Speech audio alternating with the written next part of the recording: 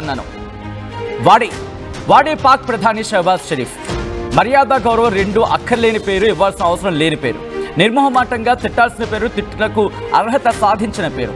ఇది నేను చెప్తున్న మాట కాదు, పాకిస్తానుడే చెప్తున్న మాట.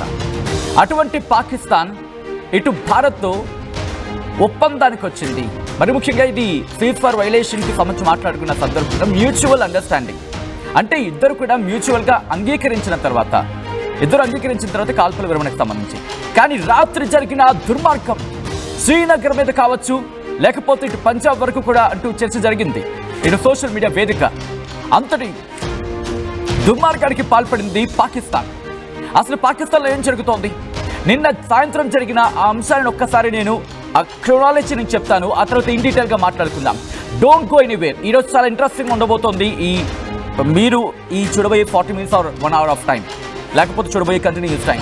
ఎందుకు ఈ మాట అంటున్నానంటే నిన్న 3 గంటల 15 నిమిషాలకి నేను చెప్తున్న మాట కాదు, సాక్షాత్ మన foreign secretary, Indian foreign secretary mystery గారు చెప్పిన మాట.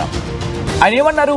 3:15 ఆ టైంకి చర్చ జరిగింది, 5 గంటల కాల్పుల విరమణ జరిగింది అంటూ కూడా భారత కాలమాన ప్రకారం 17 hours అంటే 5 గంటల సాయంత్రం 5 గంటల కాల్పుల విరమణ జరిగిందని చెప్పి ఆ తర్వాత 3:30 గంటల్లోని అరౌండ్ 8:30 ఆర్ 9 o'clock 8:30-9 గంటల ప్రాంతంలో ఇటు డ్రోన్లు కనిపించాయి, ఏకంగా 100 డ్రోన్లు.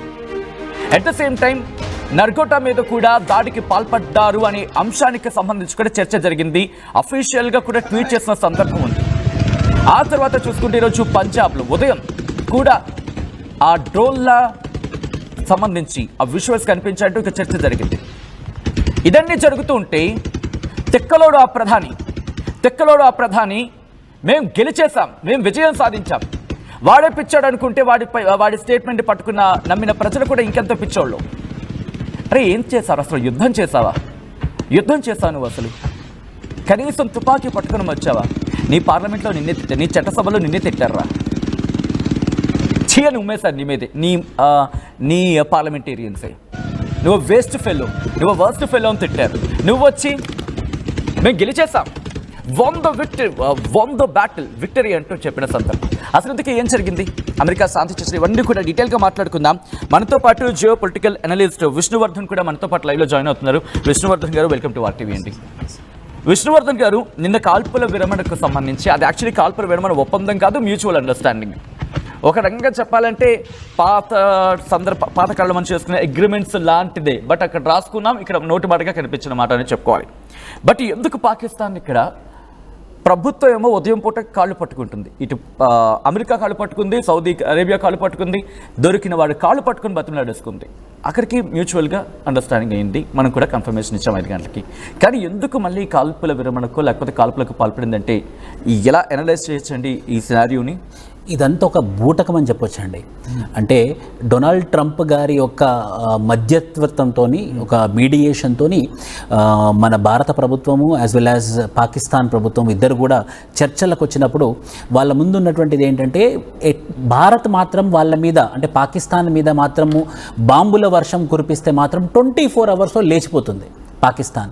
అసలు పాకిస్తాన్ దిక్కు దివానా లేకుండా మ్యాప్లో లేకుండా పోతుంది అన్న విషయం పాకిస్తాన్ పౌరులకి, పాకిస్తాన్ ప్రైమ్ మినిస్టర్ అయినటువంటి షహబాజ్ షరీఫ్ కూడా తెలుసు, as well as army general అయినటువంటి ఆసిమ్ మునీర్ కూడా తెలుసు. ఇంత తెలిసినప్పుడు వాళ్ళు మేము ఎట్లా ఉన్నాము, మేము ఇండియా కనుక మా మీద బాంబులు వేస్తే మాత్రం ఆ బాంబుల వర్షానికి మేము లేచిపోతామని క్లారిటీ ఉన్నప్పుడు వీళ్ళు ఏం చేశారంటే డొనాల్డ్ ట్రంప్ కాళ్ళు పట్టుకొని ఎలాగైనా సరే సార్ మేమైతే ముందుకు వెళ్ళలేము, మా దగ్గర తినడానికి కూడా తిండి లేదు, మాకు రాత్రి డిన్నర్ చేయడానికి కూడా డబ్బు లేని పరిస్థితి, సో మాకు 2 పనులు మీరు చేసి పెట్టాలి, ఎట్టి పరిస్థితుల్లో సీజ్ ఫైర్ అగ్రిమెంట్ ఒకటి చేపియాలి, రెండోది వచ్చేసి IMF ద్వారా మాకు ఒక $2.5 billion శాంక్షన్ చేపియాలని చెప్పేసి డొనాల్డ్ ట్రంప్ దగ్గరికి వెళ్ళినప్పుడు డొనాల్డ్ ట్రంప్ గారు అండ్ రుబియో వీళ్ళిద్దరు కలిసి చేసినటువంటి ఒక నాటకంలో మన DGMO అంటే director general of military operations DGMO phone చేసి ఇది వాళ్ళైతే మరి కాలాబేరానికి వస్తున్నారండి, మరి మీరు ఓకే అని అంటే మరి సెట్ చేద్దాము అని అన్నారు. ఆ విషయం మధ్యలో ఈ DGMO మీటింగ్లు ఇద్దరిని కూర్చోబెట్టేసి సరే నిన్న జరిగినటువంటిది అది. సో ఎట్టి పరిస్థితుల్లో మనం క్లోజ్ చేద్దాము, సరే వద్దులేండి, కానీ మరి మా టెర్రరిస్టుల సంగతి ఏంటని ఇండియా అడిగినప్పుడు దాన్ని కూడా నీకు సమాధానం తీసుకొస్తున్నాము, కానీ ప్రస్తుతానికైతే సీజ్ ఫైర్ అగ్రిమెంట్ చేయండి, సీజ్ ఫైర్ మాత్రం ఆపేయండి అని చెప్పినప్పుడు సరే అని మన విక్రమ్ మిశ్రీ కానివ్వండి, లేకపోతే ప్రభుత్వం కానివ్వండి, అటు ఆర్మ్డ్ ఫోర్సెస్ కానివ్వండి, అందరూ ఒప్పుకున్న తర్వాత మెల్లిమెల్లిగా 5 గంటలు అయిపోయిన తర్వాత మన వాళ్ళు, మన భారత ప్రభుత్వము, మన ఆర్మీ, మన ఎయిర్ ఫోర్స్, మన నేవీ అందరూ సైలెంట్గా, ఎందుకంటే మనం నైతికతకి విలువలకి మనం చాలా ఇంపార్టెన్స్ ఇస్తాం. సో వాళ్ళు ఏం చేశారంటే ఒకటేసారి వాళ్ళ మిలిటరీ ఆగినప్పటికీ కూడా వాళ్ళ టెర్రరిస్టులు మళ్ళీ విరుచుకుపడ్డారన్నమాట. సో ఇక్కడ చాలా మందికి వచ్చే డౌట్, మీరు అన్న పాయింట్కి వస్తారా, ఇక్కడేమో వాళ్ళేమో ప్రభుత్వం కాళ్ళు పట్టుకుంటుంది, ఇటు ఈ సమస్య పోవాలి, శాంతి వాళ్ళకి వాళ్ళ నోటిలో వినిపించకూడని మాట వాళ్ళకి నచ్చని మాట, కానీ రాత్రేమో వీళ్ళేమో దాడులు దిగుతారు. అంటే ఇక్కడ ప్రభుత్వానికి అట్ ద సేమ్ టైం అక్కడ ఆర్మీకి మధ్య సయోధ్య లేదనుకోవాలా, లేకపోతే ఇప్పుడున్న తరంలో వాళ్ళ మధ్య ఉన్న రిలేషన్ బ్రేక్ అయింది అనుకోవాలా? ఖచ్చితంగా చాలా మంచి ప్రశ్న సార్. అసలుకి అక్కడ ప్రభుత్వానికి మిలిటరీకి సయోధ్య లేదు. ప్రభుత్వం ఏమో రియాలిటీగా ఉంది నిజం చెప్పాలి అని అంటే, ఎందుకంటే వాళ్ళ దగ్గర డబ్బులు లేవు. ఆ షో రన్ చేయాలి, రాత్రి డిన్నర్ పెట్టాలి, ఎర్లీ మార్నింగ్ బ్రేక్ఫాస్ట్ పెట్టాలంటే వాళ్ళ దగ్గర డబ్బులు ఉండాలి. ఆ డబ్బులు సమకూర్చాల్సింది ఎవరు? ప్రభుత్వం. కానీ మిలిటరీ మొండి వైఖరి ఏంటి? మేము ఖచ్చితంగా మనం యుద్ధం చేద్దాము, లేకపోతే టెర్రరిస్టులకి మనము వెపన్స్ ఇద్దాము, ఆ చివరికి ఆ యొక్క టెర్రరిస్టుల ద్వారానైనా మనం ఇండియా మీద అటాక్ చేద్దామన్న ఉద్దేశంతోనేమో ఆర్మీ ఉందన్నమాట. సో ఇక్కడ ఆర్మీకి ప్రభుత్వానికి లేనటువంటి సయోధ్య వల్ల, వాళ్ళకి లేనటువంటి ఒక అండర్స్టాండింగ్ వల్ల ఈ కన్ఫ్యూజన్ వాళ్ళే క్రియేట్ చేసి మన భారత్ ప్రభుత్వం మీద వాళ్ళు రుద్దుతున్నారనమాట. ఏమని? మనం సీజ్ ఫైర్ వయలేషన్ చేస్తామని. మనం ఎట్టి పరిస్థితుల్లో సీజ్ ఫైర్ వయలేషన్ చేయలేదండి. 5 o'clock ఆగిపోయిన తర్వాత 6 o'clock శ్రీనగర్ అండ్ ఆ చుట్టుపక్కల ఏరియాలలో బాంబుల వర్షం కురిపించింది ఆ టెర్రరిస్టులు, ఆ పాకిస్తానీ ఆర్మీ. ఎందుకు అని అంటే ప్రభుత్వానికి అక్కడ ఉన్నటువంటి ఆర్మీకి సయోధ్య లేదు కాబట్టి. ప్రభుత్వం ఏమో మానుకోమని అంటుంది, ఆర్మీ ఏమో లేదు చలో యుద్ధం పోదామని చెప్పేసి ఆర్మీ అని అంటుంది. అంటే ఇక్కడ ప్రభుత్వానికి ఆర్మీకి మధ్య వచ్చిన కాన్ఫ్లిక్ట్ లో జరిగిన కాల్పులు అనుకోవాలి ఇక్కడ. అంతే సార్, అంతే. అంటే ఆర్మీ ఏమో యుద్ధానికి వెళ్దాం, టెర్రరిస్ట్కి వెళ్దాం. ఎందుకంటే మీకు ఆసిమ్ మునీర్ చూస్తే is an Islamist, is a fundamentalist. ఒక ఆర్మీ డ్రెస్ వేసుకున్నటువంటి రేసిస్ట్, ఒక ఆర్మీ డ్రెస్ వేసుకున్నటువంటి ఉగ్రవాది నిర్మోహమాటంగా. సో ఈ కోణంలో నేను మీకు అంటే ఒక పొలిటికల్ సిస్టమ్ నేను ఎక్స్ప్లెయిన్ చేద్దాం అనుకుంటున్నాను. వెళ్దాం సార్, అంతవరకు వెళ్దాం. ఒక్కసారి మీరు లైన్లో ఇలా కంటిన్యూగా చూస్తూ ఉండండి. అసలు అమెరికా వ్యూహం ఏమై ఉంటుంది? చైనాకు సంబంధించి ఎందుకు ఆలోచించాల్సిన పరిస్థితి ఉంది? ఆఫ్ఘనిస్తాన్ పేరు ఎందుకు వినిపిస్తోంది? At the same time Iran పేరు ఎందుకు వినిపిస్తోంది? భారత్ ఇప్పుడు వెనకడుగు వేయాల్సిన అవసరం ఉందా? గుర్తుపెట్టుకోండి, ఇంకో మహాభారతం రిపీట్ కాబోతోంది. మార్క్ మై వర్డ్స్, ఇంకో మహాభారతం రిపీట్ కాబోతోంది. ఆ రోజు ఏం జరిగింది? అంతమంది కౌరవులు ఉన్నారు, కానీ పాండవులు ఎంతమంది ఉన్నారు? 5గురే పాండవులు. కౌరవులు ఎంతమంది ఉన్నారు? 100 మంది. ఇంకా లెక్క పెట్టుకుంటే వాళ్ళ సైన్యం ఎంత? కానీ జరిగింది ఏంటి? అర్జునుడిని ముందుండి నడిపించిన రథసారథి కృష్ణుడు. 5గురితోనే వెళ్ళింది, కానీ నమ్మకం బలం గెలిచింది. కాబట్టి ఈసారి కూడా మహాభారతం జరగబోతోంది. ఆ మహాభారతానికి వేదిక కాబోతోంది మళ్ళీ భారతావని. ఈసారి గెలిచేది మనవే, గెలిచి తీరేది మనవి. బహుశా ఒక అడుగు వెనక్కి వేయచ్చేమో. సింహం ఎప్పుడు ఒక అడుగు వెనక్కి వేస్తుందంటే 10 అడుగులు ముందుకు దూకుతుంది. ఈసారి జరిగే యుద్ధం ఇది పాకిస్తాన్కి భారత్కు మధ్య కాదు, భారత్ తన సత్తా ప్రపంచానికి చాటేలా జరగబోతోంది.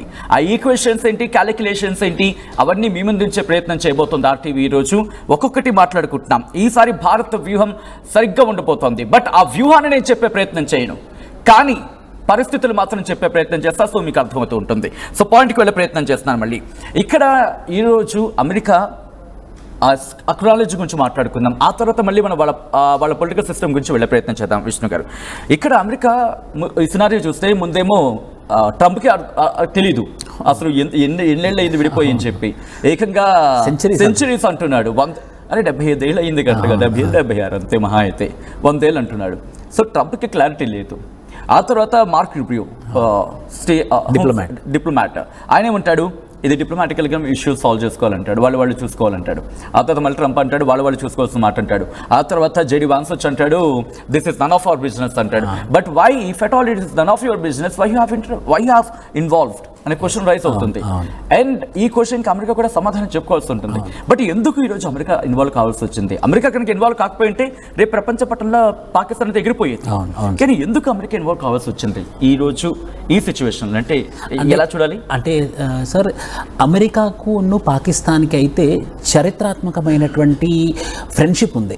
అది ఎలా అంటే అవసరాలకు తగ్గట్టు 1979 నుండి 1989 వరకు ఎప్పుడైతే యుఎస్ఎస్ఆర్ ఆఫ్ఘనిస్తాన్ మీద దండయాత్ర చేసిందో అప్పుడు ఆఫ్ఘనిస్తాన్ దాదాపు యుఎస్ఎస్ఆర్ కంట్రోల్లోకి వచ్చేది. ఆఫ్ఘనిస్తాన్ యుఎస్ఎస్ఆర్ కంట్రోల్లోకి వచ్చేస్తే అదంతా కమ్యూనిస్ట్ మయమైపోతుంది. ఆల్రెడీ యుఎస్ఎస్ఆర్ ఉంది, ఆఫ్ఘనిస్తాన్ కూడా కమ్యూనిస్ట్ మయమైపోతుంది అన్న భయంతో ఏం చేసిందంటే అమెరికా అప్పట్లో ఫండ్ చేసింది అనమాట.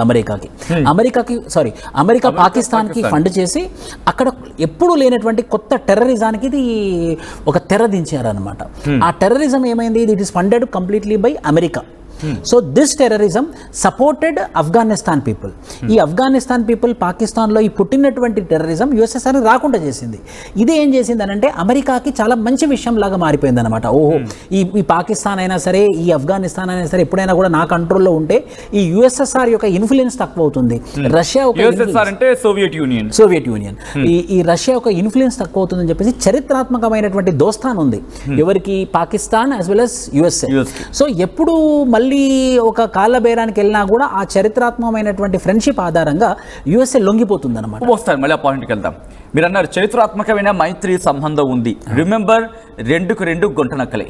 నిర్మోహమాటంగా చెప్తాను, 2 గుంట నక్కలే. అవసరానికి ఏదో సినిమాలో ఒక డైలాగ్ ఉంటుంది, అవసరానికి వచ్చే క్యారెక్టర్లు తప్ప ఇంకా ఏదో లేరు అని చెప్పి డైలాగ్ ఉంటుంది. Sorry for that. ఓకే, మళ్ళీ ఆ డైలాగ్ చెప్పే ప్రయత్నం చేస్తాను. Coming back to the subject. ఈ రెండు కూడా అమెరికా కావచ్చు, పాకిస్తాన్ కావచ్చు, ఈ రెండు ఒకప్పుడు చాలా రాసుకు పూసుకు తిరిగిన దేశాలు. కానీ ఎందుకు ఒక్కసారిగా విడిపోయాయి? మళ్ళీ ఇప్పుడు ఏమైనా మళ్ళీ కలిసే అవకాశం కనిపిస్తోందండి? అసలు విడిపోయిన కారణం గురించి మాట్లాడుకుందాం ఒకసారి. Simple reason sir, 2001 twin towers attack. ఏదైతే 2001లో వరల్డ్ ట్రేడ్ సెంటర్స్ మీద అటాక్ ఏదైతే జరిగిందో, ఆఫ్ఘనిస్తాన్ సాక్షిగా, పాకిస్తాన్ సాక్షిగా ఏదైతే జరిగిందో దానికి మూల కారణం, దానికి మూలాలు పాకిస్తాన్ అండ్ ఆఫ్ఘనిస్తాన్లో ఉండడం. సో ఆ దెబ్బకి యుఎస్ఏ వచ్చేసి పాకిస్తాన్ మీద, యుఎస్ఏ వచ్చేసి ఆఫ్ఘనిస్తాన్ మీద పడడం, అది పాకిస్తాన్కి నచ్చకపోవడం, అలా వాళ్ళ మధ్యలో వైరుధ్యం అనేది స్టార్ట్ అయిందనమాట. ఆ ట్విన్ టవర్స్ ఇప్పుడు for example Osama bin Laden గారు అబోతాబాద్లో దొరికారు. అబోతాబాద్ వచ్చేసేమో పాకిస్తాన్లో ఉంది. పాకిస్తాన్కి కొంచెం కూడా ఇన్ఫర్మేషన్ లేకుండా అబోటాబాద్కి వచ్చేసి ఒసామా బిన్ లాడెన్ని చంపేసి ఆ ఒసామా బిన్ లాడెన్ డెడ్ బాడీని తీసుకొని అరేబియన్ సీలో కలిపారు. అది జరిగేంత వరకు కూడా పాకిస్తాన్ లేదు. అంటే ఒక పెద్ద చెంపపేటు సోవర్నిటీ ఆఫ్ పాకిస్తాన్ మీద చెంపబోటు. ఇలా కొంచెం డిఫరెన్సెస్ వచ్చాయి. అయినా సిగ్గులేదు పాకిస్తాన్, మళ్ళీ కాళ్ళబేరానికి వెళ్ళింది.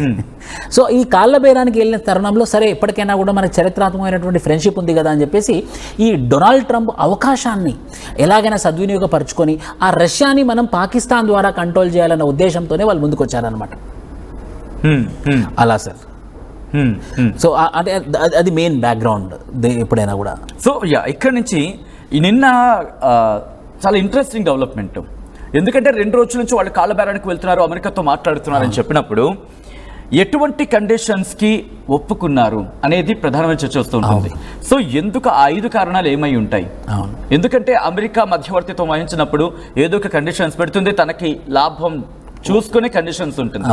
అమెరికా రూపాయి ఒక విధంగా చెప్పాలంటే ఒక రూపాయి లాభం లేకుండా ఏ పని చేయని దిక్కుమాలిన దేశం ఏదైనా ఉందంటే కనుక నిర్మోహమాటంగా అమెరికా అని చెప్పుకోవడం నిర్మోహమాటంగా చెప్పుకోవచ్చు. ఒకవేళ పెద్దన్న పాత్ర పోషించేలా ఉండుంటే కనుక అమెరికా ఈ పాటికి పాకిస్తాన్ ఎప్పుడు వేసేసి ఉండేది.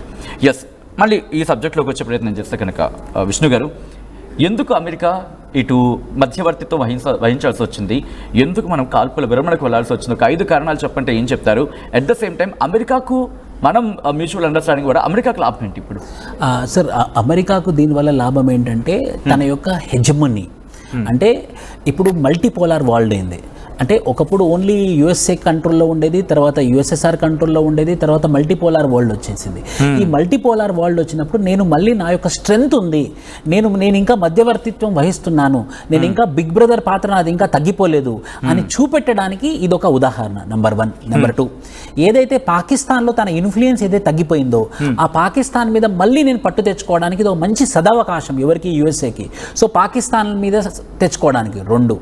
3వది, యుఎస్ఎస్ఆర్ గారికి అవకాశం ఇస్తే రష్యా వచ్చేసి పాకిస్తాన్లో చెష్ట వేస్తుందేమో, ఆ రష్యాకి అవకాశం ఇవ్వకూడదు అని చెప్పేసి యుఎస్ఏ ఆ రష్యాని రాకుండా నేనే ముందు అడుగుంటానని చెప్పేసి యుఎస్ఏ వచ్చినటువంటి సందర్భం. ఇవి 3 సార్. ఇంకోటి 4వ విషయం ఏంటంటే, ఇక్కడ మంచి విషయం కూడా ఉంది. ఏంటంటే పాకిస్తాన్ గెలవలేదు.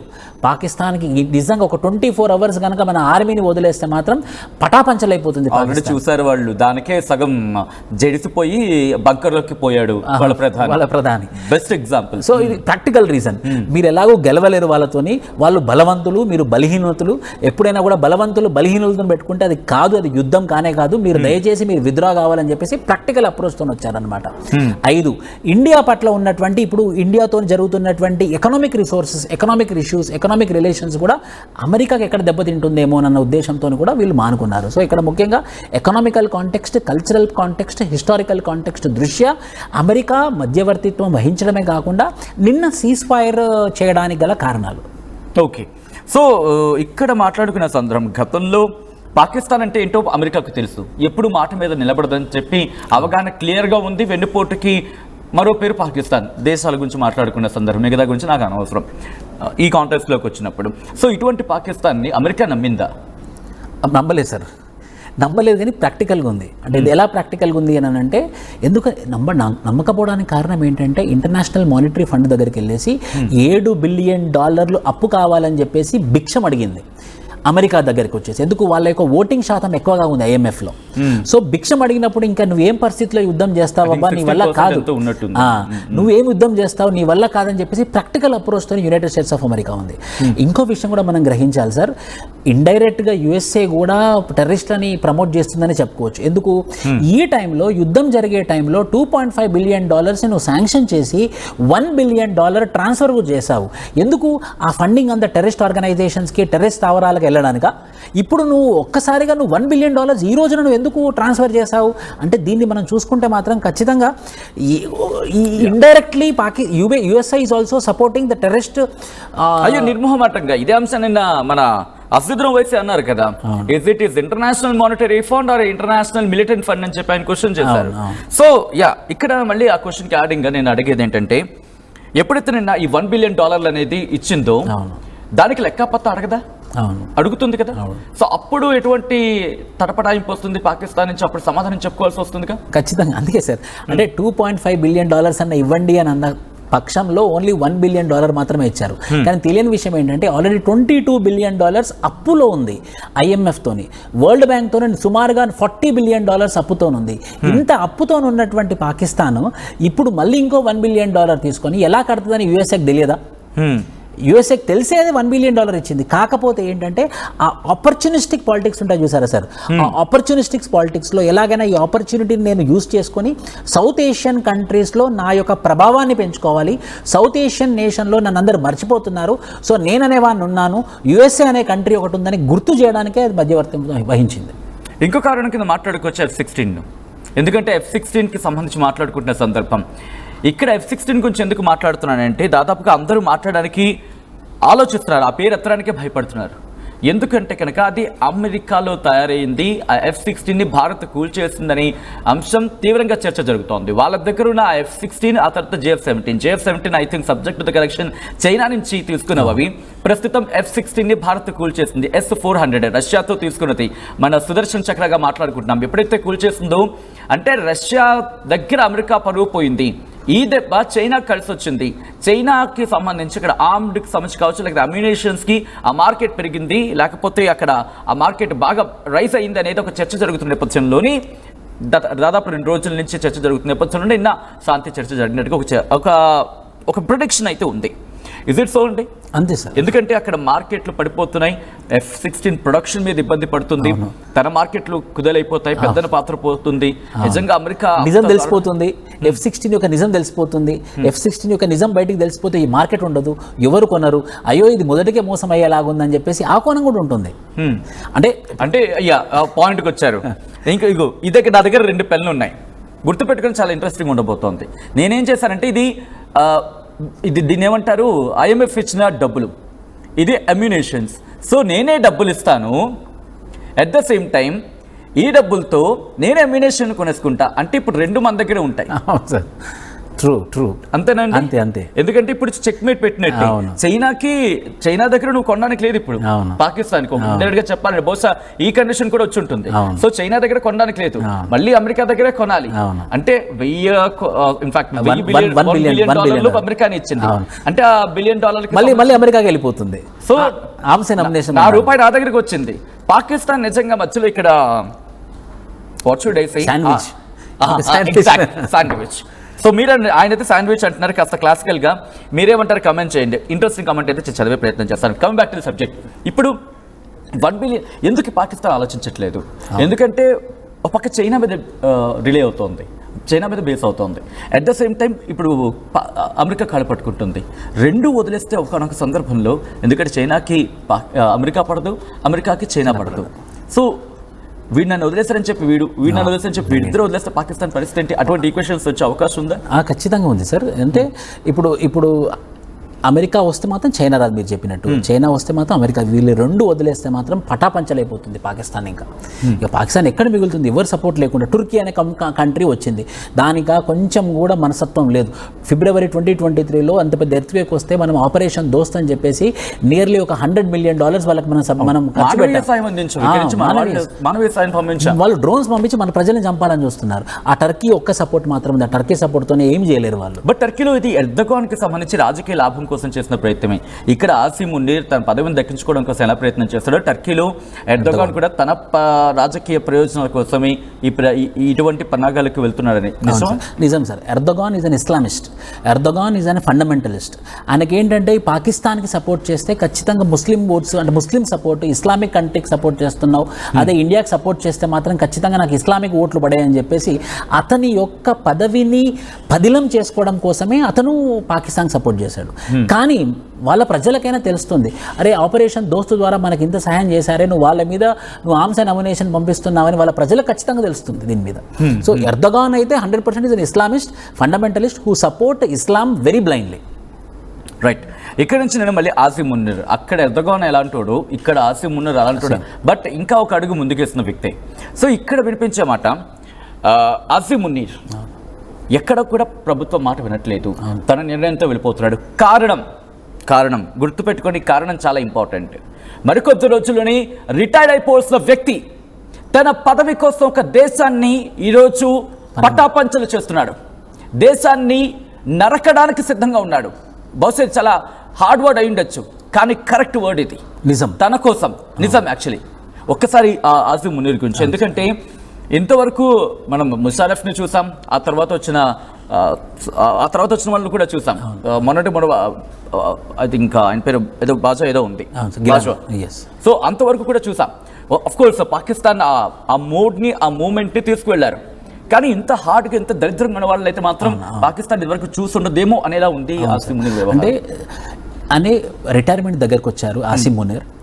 ఇప్పుడు కనుక అతను సేమ్ ఇంతకుముందు ఎలా అయితే ప్రైమ్ మినిస్టీరియల్ గవర్నమెంట్ ఉంటే ఆ ప్రైమ్ మినిస్టీరియల్ గవర్నమెంట్ని పక్కకు జరిపేసి ఏవైతే మిలిటరీ గ్రూప్ ద్వారా మిలిటరీ రూలర్స్ ప్రెసిడెంట్స్ లాగా మారిపోయారో, ఇప్పుడు అమీర్ మునీర్ యొక్క ప్లాన్, ఆసిమ్ మునీర్ యొక్క ప్లాన్ ఏంటంటే అక్కడ ఎస్టాబ్లిష్ అయినటువంటి పార్లమెంటరీ ఫార్మ్ ఆఫ్ డెమోక్రసీని పక్కకు పెట్టేసి నేను రిటైర్ అయిపోతున్నాను కాబట్టి నా పదవిని నేను కంటిన్యూ చేసుకోవాలంటే నేను మిలిటరీ కూప్ చేసి నేను ప్రెసిడెంట్ అయితే తప్పించి నాకు ఈ పదవి నిలబడదు అని పనంగా దేశాన్ని పెట్టినటువంటి మనుషులు ఉన్నటువంటి దేశం పాకిస్తాన్.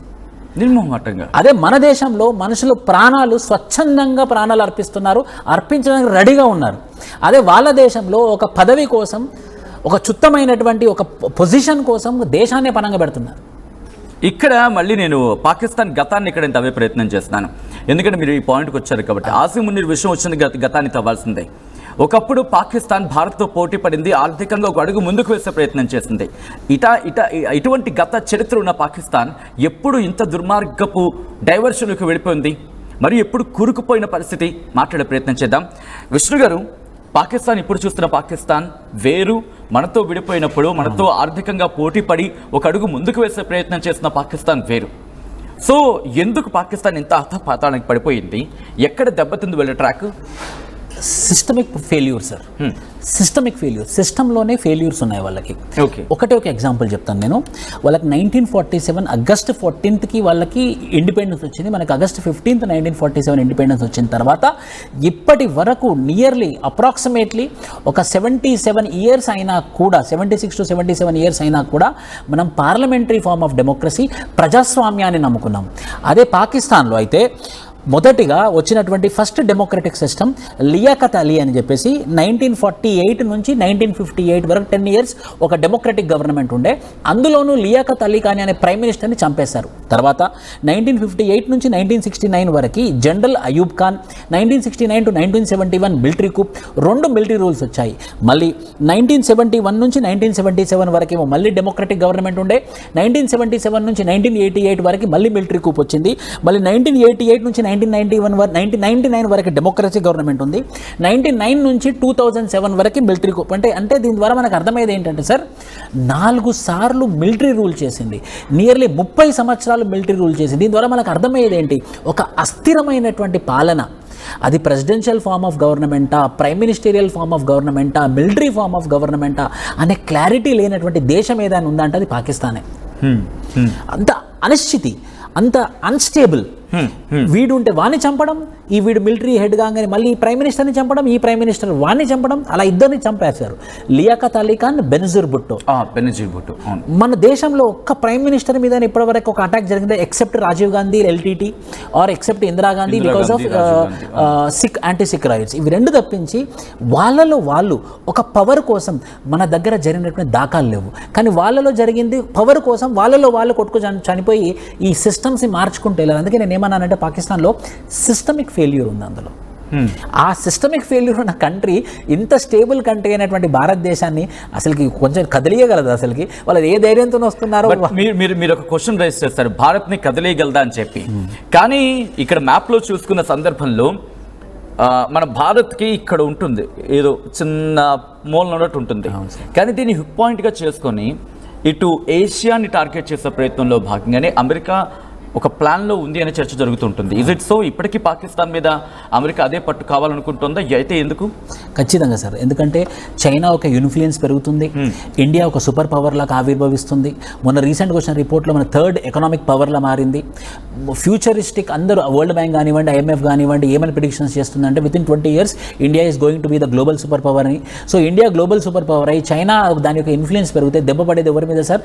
చైనా, USA మీద. సో USA తన పట్టుని ఎట్టి పరిస్థితిలో పోకుండా ఉండాలి అంటే సౌత్ ఏషియా మీద కంట్రోల్ ఉండాలి. అంటే పాకిస్తాన్, బంగ్లాదేశ్, ఇండియా, మయన్మార్, భూటాన్, నేపాల్, శ్రీలంక ఈ కంట్రీస్ మీద పట్టు ఉండాలి.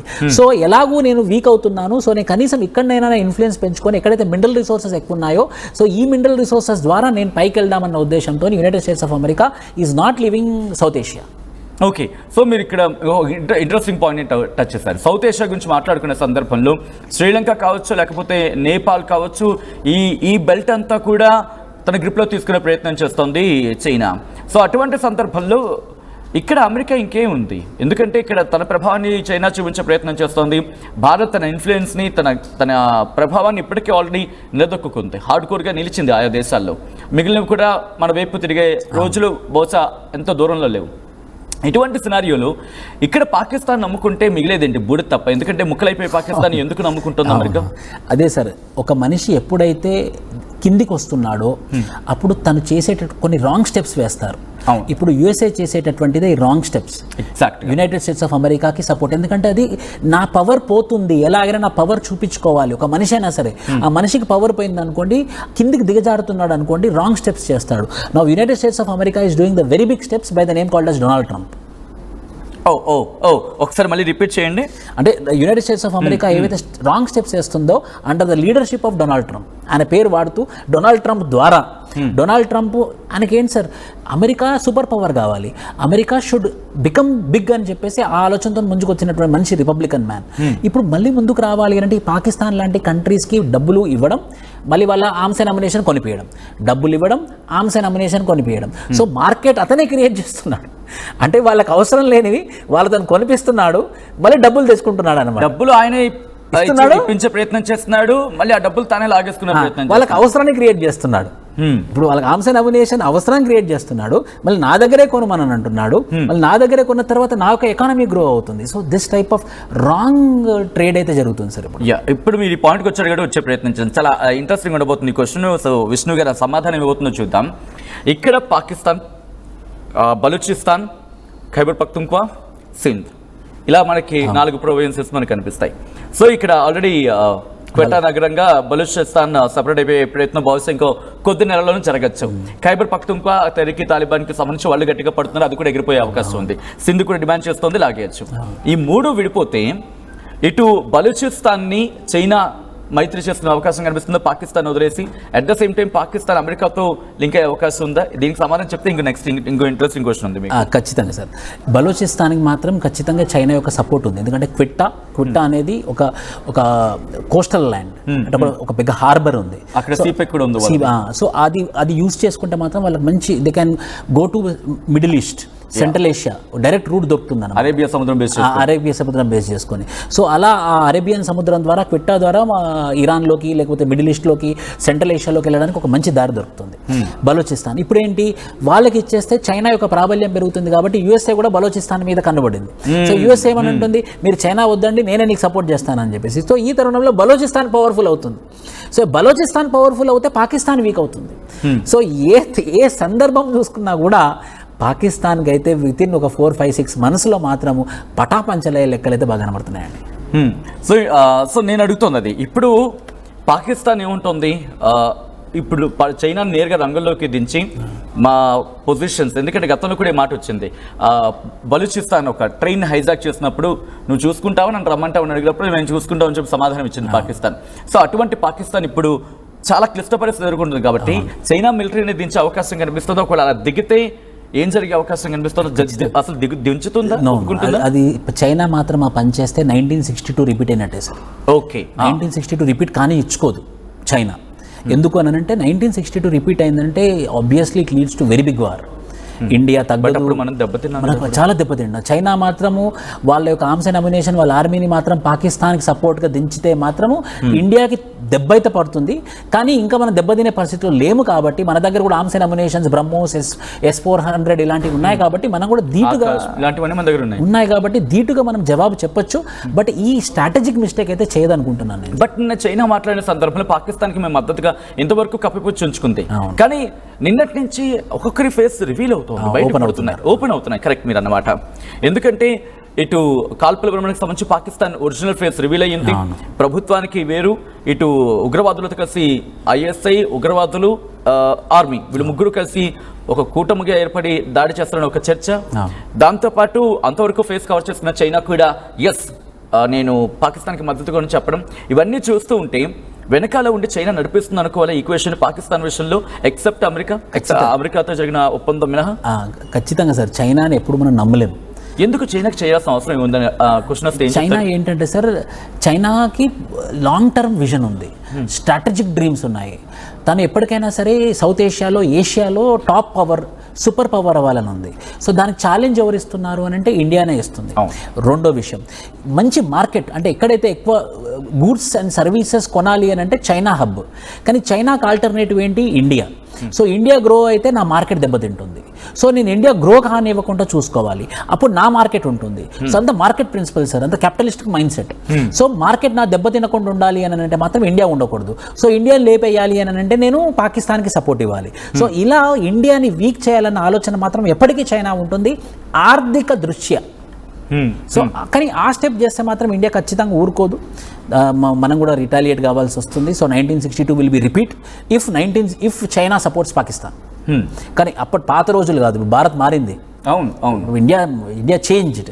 కానీ ఇలాంటి అంటే నిన్న మన వరకు చూసాం, ఇటు ఫినాన్స్ మినిస్టర్తోనో లేకపోతే ఆ దేశ మంత్రులతోనో బ్యాక్ టు బ్యాక్ చైనాకు సంబంధించిన రిప్రజెంటేటివ్స్తో అక్కడికి వెళ్ళి వాళ్ళ దగ్గర కూర్చొని వాళ్ళ దగ్గర మొత్తుకొని వాళ్ళతో మాట్లాడుకున్న పాకిస్తాన్ ఎందుకు సడన్గా అమెరికాను ఆశ్రయించింది? 2 రోజులు వీళ్ళతో చర్చలు జరిపింది.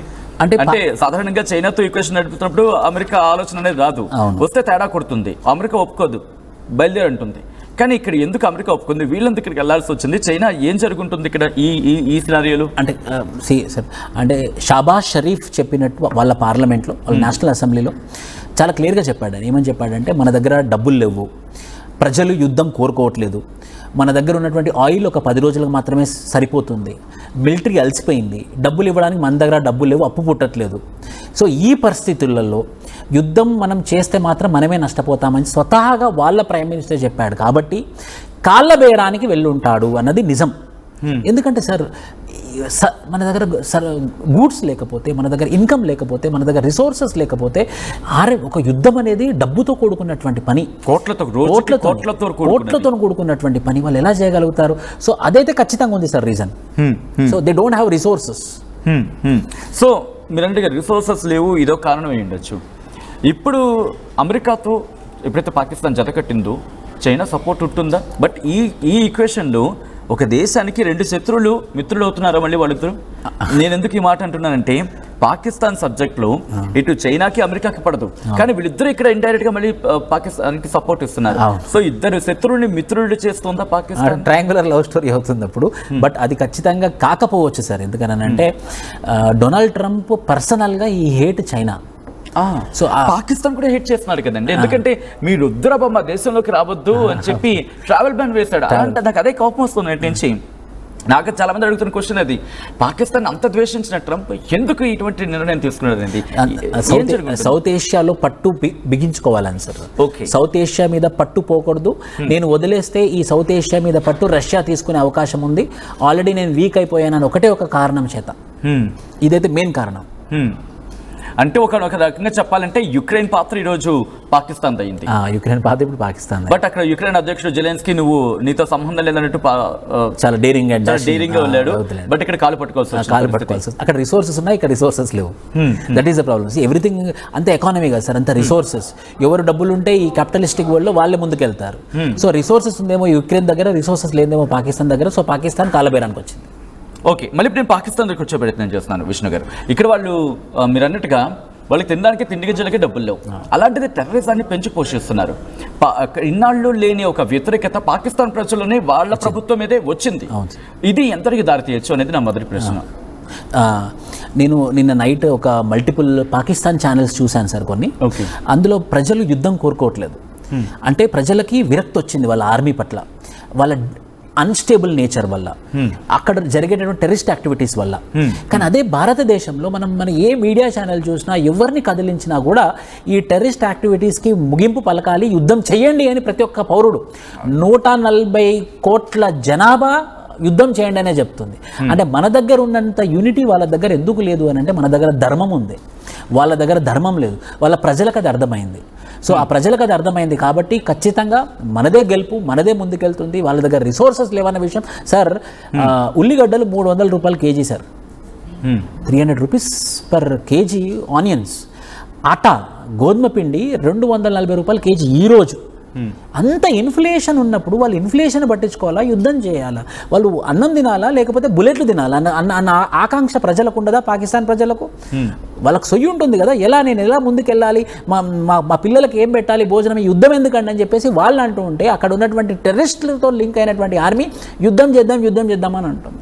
కానీ ప్రభుత్వం అయితే ప్రజలు ఒత్తిడి తీసుకురాగలుగుతున్నారు, కానీ ఆర్మీ నుంచి వెళ్ళిపోతున్నారు కదా, అదే ప్రాబ్లం. సో ఇప్పుడు ఏం జరిగే అవకాశం ఉంది? ఎందుకంటే ఆర్మీలోకి వెళ్ళేది ఎవరు? అక్కడ ప్రజలే.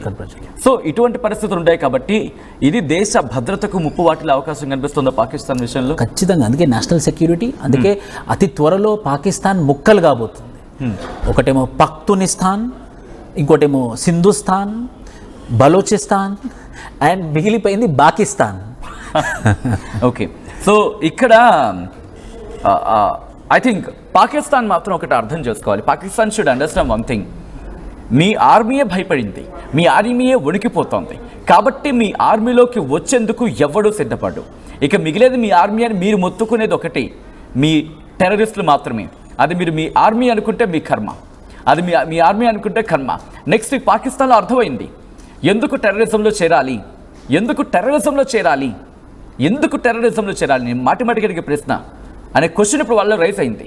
మేము చదువుకుంటున్నాం, మేము బాగుపడతాం. మరీ ముఖ్యంగా మహిళలు, 2 మహిళలను ఇక్కడ మన రిప్రజెంటేటివ్స్గా మన త్రివిధ దళాలకు సంబంధించి మన సశస్త్ర బలగాల నుంచి ఇద్దరు, సోఫియా ఖురేషి, వ్యూమికా సింగ్, వాళ్ళిద్దరిని రిప్రజెంటేటివ్స్గా మనం పెట్టినప్పుడు అక్కడ అమ్మాయిలు ఒక్కసారిగా ఏమనుకుంటారు? అక్కడ మహిళలు ఎటువంటి ఆలోచన వచ్చి ఉంటుంది? ఆఫ్ఘనిస్తాన్కి సంబంధించి మాట్లాడుకున్నారు గత కొద్ది రోజుల క్రితం. ప్రపంచం మాట్లాడుకుంది ఆ రోజు ఆఫ్ఘనిస్తాన్లో మహిళల పట్ల ఆ హింస అనే అంశానికి సంబంధించి. ఇప్పుడు అదే చర్చ పాకిస్తాన్లో జరుగుతోంది, మొదలయ్యింది, తిరుగుబాటు కూడా ప్రారంభమైంది. బహుశా నివురుగప్పుడు నిప్పు ఒక్కసారిగా అగ్నిపర్వతంలో పేలి లావాలా మీ ప్రభుత్వాన్ని దావానలా కాల్చేయబోతోంది నిర్మోహమాటంగా. పాకిస్తాన్కి ఏమైనా సిగ్గు dash dash dash dash dash ఏమైనా ఉంటే మీ ప్రజల గురించి ఆలోచించుకోండి. ఆ తర్వాత పక్కోడి మీద పడే అడ్డానికి మీకు టైం ఉంటుంది, తర్వాత ఆలోచించవచ్చు. So coming back to the subject Vishnu గారు, మరి ముఖ్యంగా పాకిస్తాన్కి సంబంధించి ఇప్పుడు ఏం జరిగే అవకాశం ఉంది అనేది సాధారణంగా వచ్చే క్వశ్చన్. కానీ పాకిస్తాన్ గురించి అడగను. భారత్ ఇక్కడి నుంచి, ఎందుకంటే 55 ముస్లిం కంట్రీలు కావచ్చు, లేకపోతే ముస్లిం కంట్రీస్, లేకపోతే ఆ కంట్రీస్ కావచ్చు, వెస్ట్రన్ కంట్రీస్ మనకు సపోర్ట్గా, ఎక్సెప్ట్ రష్యా మనకేం పెద్ద కనిపించట్లేదు. అమెరికా అనుకున్న అమెరికా మాట గాల్లో దీపంలో ఉంది, ఎవ్వరూ సపోర్ట్ లేదు. కేవలం ప్రపంచ పటంలో భారత్ మాత్రం ఉంది, భారత్ మాత్రమే ఉంది. ఇది నిజం. ప్రస్తుత జరుగుతున్న పరిణామాల్లో ఇది నిజం. ఒక్కరు కూడా బయటకు వచ్చి ఓపెన్గా సపోర్ట్ చేసిన కంట్రీ లేదు ఇప్పటి వరకు. అవును, కంట్రీ కూడా. నేపాల్ కాస్త సపోర్ట్గా మాట్లాడినా, అఫ్కోర్స్ మనం చాలామంది అఫ్కోర్స్ మద్దతు అయితే ఇచ్చారు. మద్దతు ఇవ్వడం వేరు, ఎస్ నువ్వు యుద్ధంలోకి వెళ్ళు, నీకు నేనున్నాను అని చెప్పిన వాళ్ళు లేరు. గుర్తుపెట్టుకోండి, నేను మళ్ళీ కోట్ చేసే ప్రయత్నం చేస్తున్నాను. ఇదే అమెరికా యుక్రెయిన్ విషయంలో ఏం జరిగిందో, ఏం చేస్తుందో గుర్తుపెట్టుకోండి. నువ్వు యుద్ధంలోకి వెళ్ళి నేను చూసుకుంటానంది, కానీ తర్వాత ఏం చేస్తుంది? ₹10 ఇస్తావా, పావలాకి ఇస్తావని కాకుండా ఓ ₹10 చాక్లెట్ని ₹5 తీసేసుకో అన్న చందంగా తన అమ్యునేషన్స్ అమ్ముకుంది. ఇటువంటి పరిస్థితి అమెరికా నుంచి యుక్రెయిన్ చూసింది. ఆ టైంలో ఐ థింక్ 2002 ఆ టైంలో. సో ఇప్పుడు అటువంటి బారి నుంచి మనం తప్పించుకునే ప్రయత్నంలో భాగంగా ఈరోజు ఆలోచించే ప్రయత్నం జరుగుతోంది. సో ఇప్పుడు యుద్ధంలో మనం వెళ్ళాలా అనే క్వశ్చన్ రైస్ అవుతుంది. యుద్ధంలోకి వెళ్ళాలా, లేకపోతే దౌత్యపరంగా దీన్ని సాల్వ్ చేసుకునే ప్రయత్నం చేయాలా, లేకపోతే రెండింటిని చాలా చాలా టఫ్ క్వశ్చన్ నాకు తెలిసి మీకు ఆన్సర్ చేయడానికి. బట్ వ్యూయర్స్ ఏ ఆన్సర్ అయినా ఆలోచించే ప్రయత్నించండి. ఎందుకంటే మనం అందరూ మనకి మద్దతు ఇస్తున్నారనే మాట వినిపిస్తోంది, కానీ బట్ ఆన్ గ్రౌండ్కి వచ్చినప్పుడు మీరు చూస్తే ఎక్సెప్ట్ రష్యా తప్ప ఇంకెవరూ పెద్దగా మనకు కనిపించలేదు. ఇటువంటి సినారియోలో ఆచితూచి వ్యవహరించాలి. ఈసారి కొట్టే దెబ్బ వాళ్ళకి చావు దెబ్బ అవ్వాలి తప్ప మనకి కనీసం గాయం కూడా కాకూడదు. ఇలా ఉండాలంటే ఏం జరగాలి సార్? ఒకటి ముఖ్యంగా మనం ఏ రోజు కూడా పాకిస్తాన్ మీద యుద్ధం చేసి పాకిస్తాన్ని నాశనం చేయాలని ఏ రోజు అనుకోలేదు. మనం టెర్రరిస్టులు మనకి టార్గెట్, మన టార్గెట్ టెర్రరిస్టులు ఉండే. ఆ టెర్రరిస్టులకి సేఫ్ హెవెన్స్ అంటే సేఫ్ ప్లేస్ పాకిస్తాన్ అడ్డాలాగా మారింది. సో మనం ఏమంటున్నాము, మీ దగ్గర ఎవరైతే టెర్రరిస్టులు లష్కరే తోయిబా, జైషే మొహమ్మద్, హకానీ నెట్వర్క్ ఇవి ఏవైతే ఉన్నాయో వాళ్ళన్నిటిని మీరు పక్కకు తీసేయండి, మాకు ఎలాంటి ఇబ్బంది లేదు, మీతోని ఒక ఫారెన్ రిలేషన్స్ మెయింటైన్ చేసుకోవడానికి కోసం. ఎందుకనంటే ఈరోజు అమెరికా సపోర్ట్ చేసినా కూడా అది ఏమవుతుందనంటే రేపొద్దున అదే పాకిస్తాన్లో ఉన్నటువంటి టెర్రరిజం ఇంకో 2001 ఇంకో సెప్టెంబర్ 11 అటాక్ అవ్వడానికి, ఆ రోజు వరల్డ్ ట్రేడ్ సెంటర్ ఎలా తక్కువ కొట్టారో ఇంకో అటాక్ అయ్యే అవకాశం ఈ రోజు ఇంకా కంటిన్యూ చేసుకుంటూ పోతే పాకిస్తాన్. సో అది మళ్ళీ నీ చావుకే రావచ్చు, మళ్ళీ అమెరికా మీదే దెబ్బ పడవచ్చు. అది కూడా అమెరికా గుర్తుంచుకోవాలి. మార్నింగ్ నాకు వచ్చిన అనుమానం కూడా అదే అనిపించింది. బహుశా అప్పుడు బిన్ లాడెన్ పాత్ర పోషించాడు, ఇప్పుడు ఇంకో బిన్ లాడెన్ ని వాళ్ళే డబ్బులు ఇచ్చి పోషిస్తున్నట్టుంది. అవును సార్, 1979 నుండి 1989 వరకు బిన్ లాడెన్ ని పోషించింది, అల్ ఖైదాని పోషించింది అమెరికానే. ఇప్పుడు మళ్ళీ $1 బిలియన్ ఇప్పించి మళ్ళీ పోషిస్తే మాత్రం మళ్ళీ వాళ్ళకే దెబ్బ పడుతుంది. అది లాంగ్ రన్ లో దెబ్బ పడుతుంది. అది వాళ్ళ యొక్క విజ్ఞతకే మనం వదిలేసేయాలి. ఓకే, సో పాలు పెట్టి పోషించిన పాము తననే కాటేస్తుంది అనే సబ్జెక్ట్ బహుశా అమెరికాకు అర్థమయ్యి ఉండాలి. పాకిస్తాన్కి ఎప్పుడో ఉంటుంది. పాకిస్తాన్కి ఇప్పటి వరకు ఆల్రెడీ వాళ్ళు భరిస్తున్నారు, వాళ్ళు తినడానికే తిండి లేదంటే ఎంత దరిద్రం అది. సో కమింగ్ బ్యాక్ టు మళ్ళీ సబ్జెక్ట్కి వచ్చినప్పుడు ఆల్రెడీ కొంతమంది కామెంట్ చేయడం జరుగుతోంది. క్వశ్చన్స్ అడిగే ప్రయత్నం చేయండి, సో దట్ నేను విష్ణు గారిని అడిగే ప్రయత్నం చేస్తాను. విష్ణు గారు, ఇక్కడ పాకిస్తాన్లో విషయం మాట్లాడినప్పుడు ఇప్పుడు ఎటువంటి వ్యూహంతో వెళ్ళే అవకాశం ఉంది? కాల్పుల విరమణకు ఒప్పుకుంటుందా, లేకపోతే ఇంకా ఆల్టర్నేటివ్స్ని ఆలోచిస్తుందా, లేకపోతే ప్రభుత్వాన్ని పక్కన పెట్టి ఆస్తి ముందు తన స్వలాభం కోసం మళ్ళీ తన ఐఎస్ఐతోనూ లేకపోతే తన టెర్రరిస్టులతోనూ మళ్ళీ ఒక దండుపాల్యం బ్యాచ్లా తయారై మళ్ళీ మనకి దండయాత్రకు దిగే అవకాశం ఉందా? ఇక్కడ ఒకటి ఉందండి, షాబాద్ మిర్జా అనే మనిషి ఒకతను ముందుకొచ్చాడు. ఈయన ఎవరు అని అంటే ఆసిమ్ మునీర్ని పక్కన పెట్టేసి రిటైర్మెంట్ దగ్గర వచ్చాడు కాబట్టి ఆసిమ్ మునీర్ని పక్కన పెట్టేసి ఈ మిర్జాని ఆర్మీ చీఫ్లా చేయాలని చెప్పేసి పాకిస్తాన్ గవర్నమెంట్ ఆలోచిస్తుంది. ఇప్పుడు ఆసిమ్ మునీర్ ఏమనుకుంటున్నాడంటే ఓహో మీరు నన్నే పక్కన పెట్టేస్తారా, సో నేనే ప్రెసిడెంట్ అవుతాను అని చెప్పేసి అతని చుట్టూ ఉన్నటువంటి గ్రూప్కి ఆలోచనతో ఉంది. సో వాళ్ళ యొక్క సెల్ఫ్ లీడర్షిప్ కోసం ఆలోచిస్తున్నారు తప్ప ఆ దేశం యొక్క బాగోగుల గురించి మాత్రం ఆలోచించట్లేదని చెప్పేసి ఈ యొక్క ఎగ్జాంపుల్తో మనకైతే క్లియర్గా అర్థమవుతుంది. బట్ కంక్లూషన్లో చాలామంది అడుగుతున్న ప్రశ్న ఆస్ట్రేలియా రూల్. సో ఒక 1 minute ఆస్ట్రేలియా రూల్ గురించి మాట్లాడుకుందాం. ఇప్పుడు ఎలా ఉండే అవకాశం ఉంటుంది? ఆస్ట్రేలియా ఇప్పటి వరకు అయితే న్యూట్రల్గా ఉంది సార్. ఆస్ట్రేలియా ఇప్పటి వరకు కూడా నేను వీళ్ళకి సపోర్ట్ చేస్తున్నాను వాళ్ళకి సపోర్ట్ చేస్తున్నాను చెప్పలేదు, కానీ న్యూట్రల్ మెయింటైన్ చేసింది. అది న్యూట్రల్ మెయింటైన్ చేసినా కూడా గుర్తుంచుకోవాలి, న్యూజిలాండ్ మీద టెర్రర్ అటాక్స్ జరిగాయి ఒక 1 decade బ్యాక్. సో అది ఆఫ్ఘనిస్తాన్ కేంద్రంగా జరిగినటువంటి టెర్రర్ అటాక్స్. సో వాళ్ళు స్టాండ్ తీసుకొని ఇండియాకి సపోర్ట్ చేయకపోతే మాత్రము రేపు పొద్దున అదే టెర్రరిజం అదే పాము ఒక పెద్ద పామై మళ్ళీ ఆస్ట్రేలియాని కానీ న్యూజిలాండ్ని కానీ కాటేస్తుంది. ఇప్పుడు ఎవరైతే భారతదేశానికి సపోర్ట్ చేయరో ఓపెన్గా రేపు పొద్దున వాళ్ళకే శిక్ష పడుతుంది వాళ్ళ ద్వారా. Okay, exactly. ఎందుకంటే ఇప్పటికే ఏషియా ఇజ్రాయిల్ అనే మాట భారత్కు వచ్చేసిందంటే భారత్ని పాకిస్తాన్ కాదు వాళ్లకు మించిన వాళ్ళ తాతలు ముత్తాతలు దిగొచ్చినా కూడా ఏం చేయలేరు.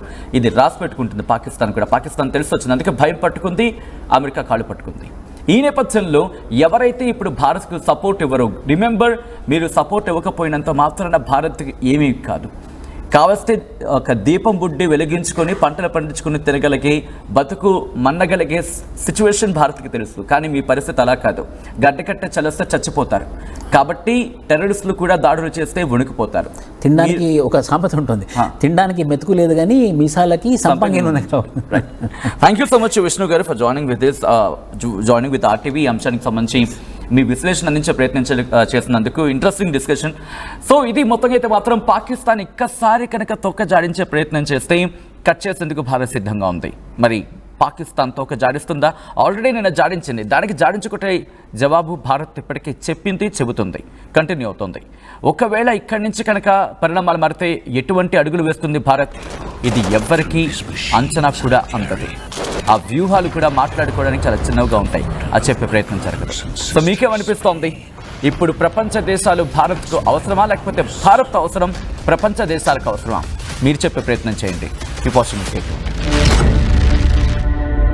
I'll find you through the dust and the storm. I'll find you through these machines I'll carry. The burden of my brothers and sisters' pain. That's my promise.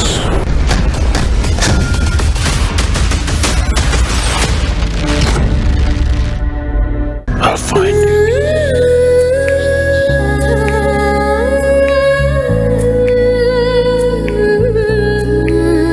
Gokulam Signature Jewels.